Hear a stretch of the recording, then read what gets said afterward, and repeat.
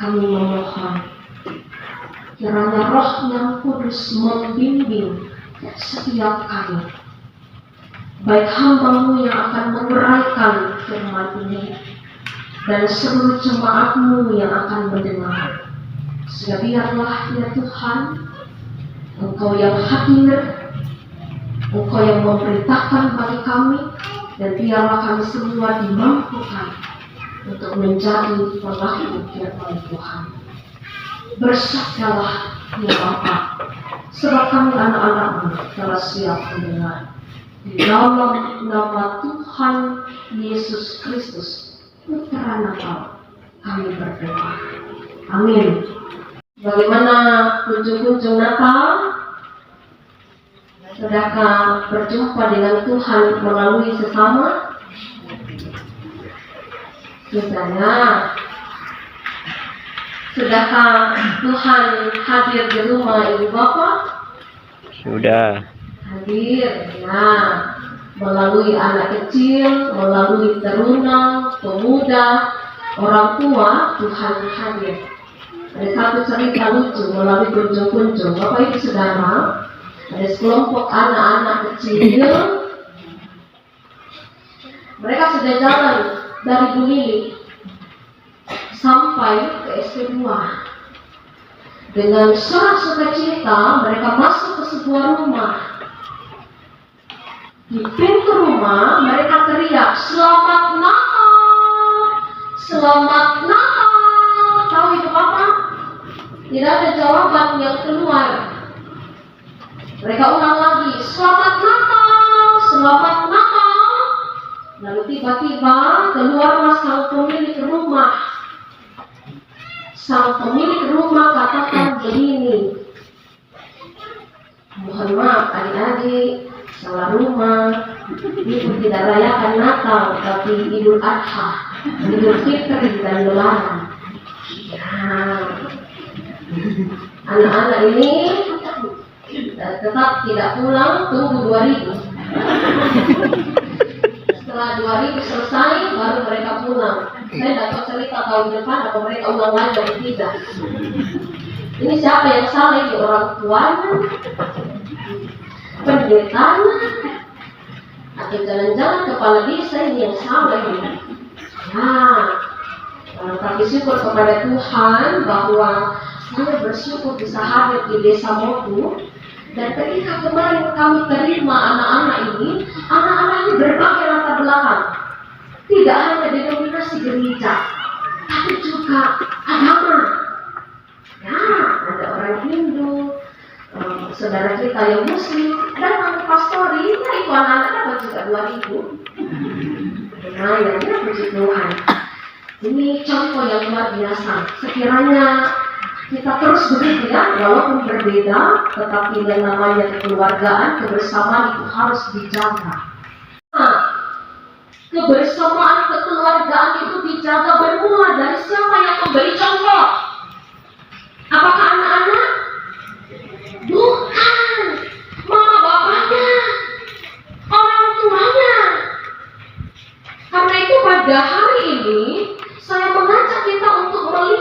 bagaimana itu orang tua yang taat kepada Tuhan melalui kehidupan Yusuf dan Maria. Mulai dari malam Natal tanggal 24, tanggal 25, kita diajak untuk melihat bagaimana ini dua orang tua, mama dan bapak, Yusuf dan Maria yang begitu sederhana, tetapi dipakai oleh Tuhan untuk menjadi anak Tuhan. Melalui kandungan Maria lahir Yesus, Juru Selamat kita. Bacaan kita hari ini memberikan satu contoh yang luar biasa, bagaimana Yusuf dan Maria itu luar biasa kepada Tuhan, taat luar biasa kepada Tuhan. Apa buktinya? Ayat 21 kita lihat. Dan ketika genap 8 hari, dan ia harus disunatkan, ia diberi nama Yesus. Jadi dalam hukum Taurat, hukum Tuhan yang disampaikan Tuhan kepada umat dalam perjanjian lama, ada beberapa hal yang harus dilakukan oleh orang tua ketika mereka diberikan anugerah, yaitu seorang anak. Yang pertama adalah akan setiap laki-laki harus disunat pada hari yang ke-8. Kita bisa buka misalnya Imamat 12 ayat 3, itu bicara tentang anak-anak laki-laki harus disunat dan diberi nama pada usia 8 hari. Karena itu catatan Alkitab kita berkata, ketika genap 8 hari, genap 8 hari tidak lewat, genap 8 hari dan memberi mereka nama Yesus. Kalau kita sekarang, di zaman sekarang, keluar anak kita, bapaknya sudah bilang ini namanya. Bisa saja dong Yusuf dengan Maria ketika anak itu lahir, karena sudah dikasih tahu malaikat, di hari pertama anak itu lahir, Yusuf dan Maria bisa katakan Yesus namanya. Tapi tidak, genap 8 hari, karena itu hukum Tuhan yang diatur Tuhan dengan umat dalam perjanjian lama. Ya, beda dengan kita sekarang ya. Ini situasinya Yusuf dan Maria sebagai orang tua pada waktu itu. Jadi genap 8 hari baru dikasih nama. Ya bisa saja mereka bilang, kan kita orang tuanya, kita yang melahirkan, ya kita aturlah sesuai dengan kita. Kami kan orang tuanya, kami punya hak untuk atur. Tapi lihat ini, orang tua yang taat kepada Tuhan, bukan bicara tentang hati orang tua, gampang. Siapa yang kemudian dirugikan? Orang tua, dana dikeluarkan, tapi anak tidak selesai. Karena tujuan awalnya menyenangkan hati orang tua, bukan dari dirinya dalam pergumulannya dengan Tuhan. Nah, jadi catatan pertama adalah didik, besarkan anak kita menurut maunya Tuhan, kehendaknya Tuhan. Anak kita memilih jalannya dengan pergumulannya bersama dengan Tuhan, maka kita doakan dia, dukung dia. Dan itu yang dilakukan oleh Yusuf dan Maria. Genap 8 tahun, genap 8 hari, anak itu diberi nama dan disunat. Kalau kita lihat sejarah Alkitab Perjanjian Lama, dalam Alkitab kita, sunat pertama kali itu diadakan pada masa Abraham, Kejadian 17. Kenapa menggunakan sunat? Sunat menjadi tanda ikatan perjanjian dengan Allah pada masa Abraham. Jadi sunat kemudian ditetapkan sebagai suatu syarat dalam hukum Taurat. Di masa kita sekarang, sebagai orang-orang yang hidup di perjanjian baru, sunat itu untuk kesehatan. Lalu apa tandanya ikatan perjanjian kita dengan Allah, Bu Pendeta? Sakramen baptis. Bukan lagi sunat perjanjian lama. Kita yang hidup perjanjian baru, sunat adalah untuk kesehatan.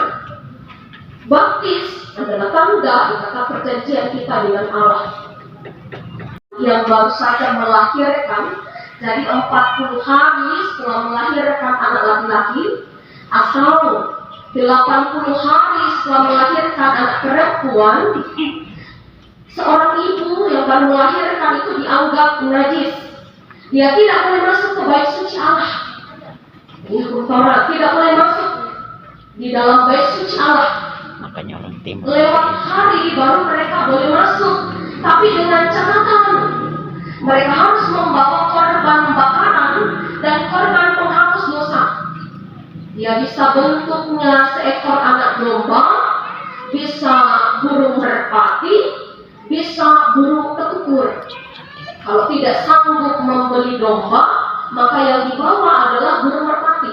Karena itu kita baca dalam ayat 24, untuk mempersembahkan korban menurut apa yang difirmankan dalam hukum Tuhan, yaitu sepasang burung tekukur yang lahir, yang adalah Tuhan dan anak Allah, tetapi menjalankan aturan hukum Taurat.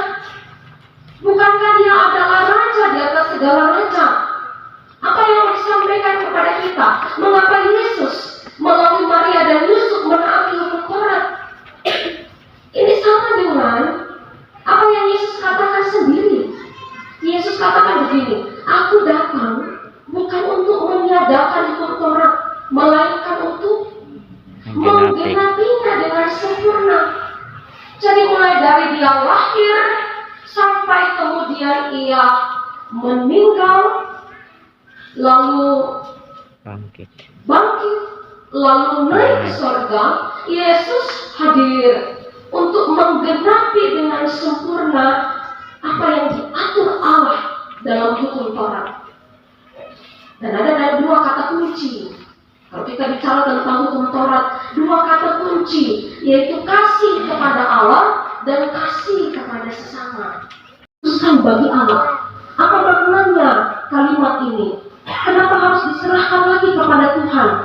Jadi Bapak Ibu saudara-saudara yang dikasihi Tuhan, penebusan anak sulung, jadi ketika lahir anak laki-laki sulung, ia dipersembahkan kembali kepada Tuhan. Setelah melalui sunat, setelah ibunya ditahirkan kembali, maka orang tuanya membawa anak itu dan diserahkan kepada Tuhan. Apa maknanya? Maknanya bahwa mau diingatkan kepada orang tua. Sama dengan ketika orang tua membawa anaknya untuk dibaptis, mau diingatkan kepada orang tua dan kita sekalian bahwa anak adalah miliknya Tuhan. Anak adalah pemberian Tuhan. Dan Tuhanlah satu-satunya yang dapat memberikan anak hidup. Jadi anak adalah pemberian Tuhan. Dan Tuhanlah satu-satunya yang dapat memberikan seorang anak pertumbuhan, kehidupan. Jadi ini maknanya. Jadi hari ini kita bersuka cita di hari Natal yang kedua, keluarga Imade Bayu Ardana datang membawa anak terkasih Christine untuk dibaptis. Ini menunjukkan tentu yang pertama, ketaatan orang tua kepada Tuhan. Hari ini Bapak Ibu Saudara yang hadir dalam ibadah hari Natal kedua ini akan menjadi saksi bagi anak terkasih Christine, diserahkan kembali kepada Tuhan, dan melalui janji orang tua, Tuhan akan menolong orang tua untuk mendidik anak terkasih Christine bertumbuh di dalam Tuhan. Nah ini berarti tugas orang tua itu sungguh luar biasa. Saya mau katakan menjadi orang tua itu sungguh luar biasa. Merawat dan membesarkan anak mulai dari dia kecil sampai dia nanti mengaku sendiri adalah sebuah kepercayaan dari Tuhan. Tuhan percayakan anak itu mulai dari dia 0 tahun sampai 16 tahun sampai mengaku sendiri adalah sebuah kepercayaan dari Tuhan. Itu jangan menghalang-halangi mereka datang kepadaku, Sebab orang-orang seperti itulah yang mempunyai kerajaan surga. Sebelum orang tua dan para saksi mengucapkan pengakuan iman dan janji mereka kepada kita, bersiaplah untuk mengucapkan pengakuan iman dan janji saudara-saudara dengan menjawab pertanyaan-pertanyaan berikut. Yang pertama, apakah saudara-saudara percaya kepada Allah Tritunggal, Bapa, Anak, dan Roh Kudus, yang telah mengikat perjanjian keselamatan kekal dengan saudara sekeluarga, dan karena itu anak saudara juga harus dibaptis sekali dan mereka telah dimasukkan ke dalam perjanjian keselamatan tersebut? Yang kedua, apakah saudara-saudara percaya bahwa perjanjian keselamatan Allah itu tertulis dalam Alkitab Perjanjian Lama dan Perjanjian Baru?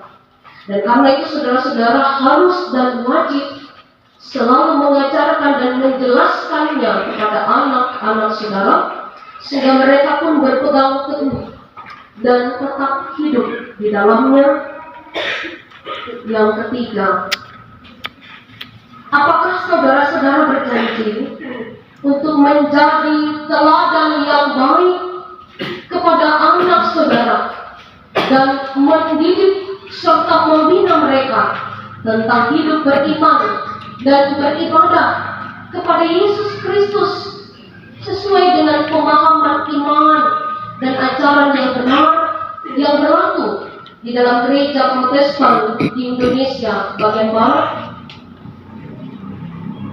Jawabmu kepada Allah di hadapan jemaatnya sebagai saksi. Tuhan mendengar pengakuan dan janji saudara-saudara, serta mengingatkan saudara-saudara bahwa apa yang saudara ikat di dunia terikat di sorga, dan apa yang saudara lepaskan di dunia terlepas di sorga. Umat Tuhan, marilah berdiri untuk kita menguatkan pengakuan iman dan janji orang tua serta para saksi dengan mengucapkan pengakuan iman rasuli dengan hati dan mulut masing-masing berkata,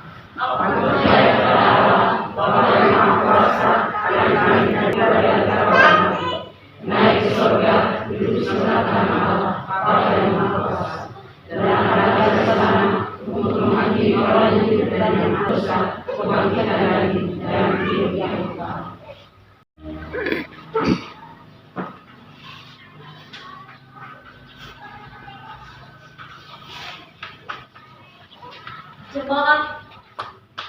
Jemaat yang dikasihi oleh Tuhan,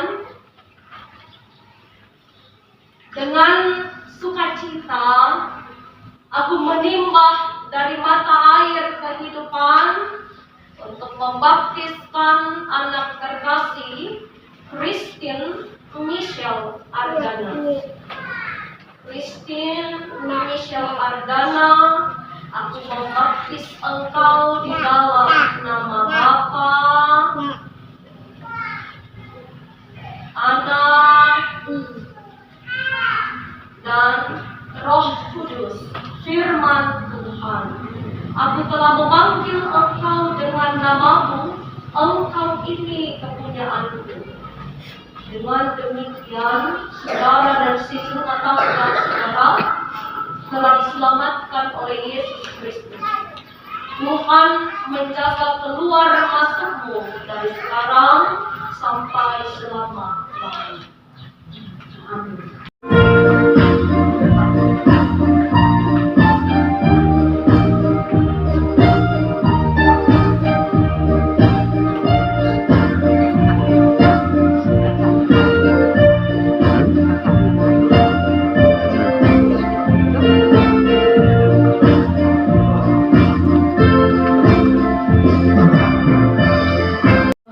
Sampai 30 yang berkata, sekarang Tuhan, biarkanlah hamba-Mu ini pergi dalam damai sejahtera sesuai dengan firman-Mu, sebab mataku telah melihat keselamatan yang daripadamu. Kita lakukan kita bakti 340.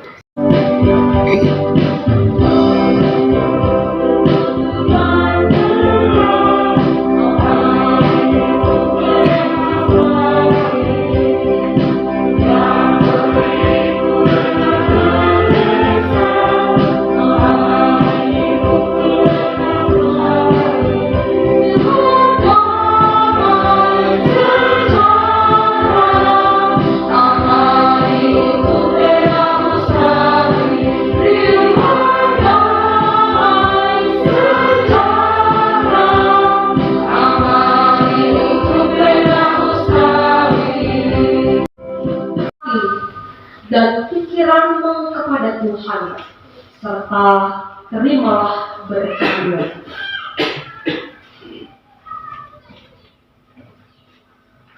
Tuhan memberkati engkau dan melindungi engkau. Tuhan menyinari engkau dengan wajah-Nya dan memberi engkau kasih karunia. Tuhan menghadapkan wajah-Nya kepadamu dan memberi engkau damai sejahtera.